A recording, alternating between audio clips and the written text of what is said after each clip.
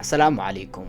Gabadhan waxaa lagu magacaabaa Sakiina Karjaawi. Waa quruxley ciyaarta kubadda cagta.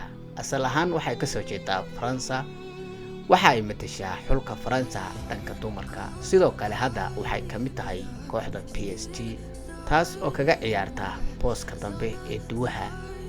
Hase ahaatee waxay jacayl dhab ah oo rasmiyan u qaaday Kylian Mbappe in muddo ah ay ka daba wareegaysay, taas oo markii dambe ay u suurta gashay inuu xiriirka ka aqbalo, xiriir fiicanna ay wada yeeshaan. Hase ahaatee waxay wada socdaanba maalin maalmaha ka mid ah iyada oo magaalada dhex maraysa waxa salaamay wiil kaas oo weydiistay lambarkeeda una sheegay inay qurux badan tahay, rabana inuu xiriir la wadaago.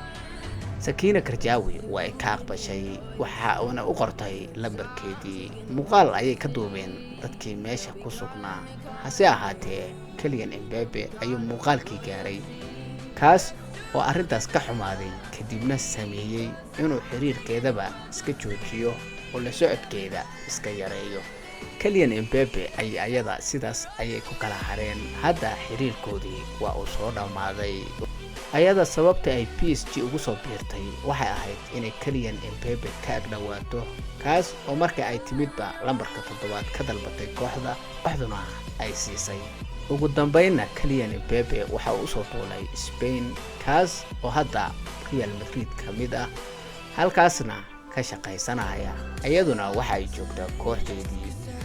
wiilow adiga ahaan haddii aan ku weydiiyo ma samayn lahayd sidaan oo kale haddii saaxiibta ay u qorto wiil kale lambarkeeda, saas baad ku kala tagi lahaydeen oo kaga dhammaan lahayd.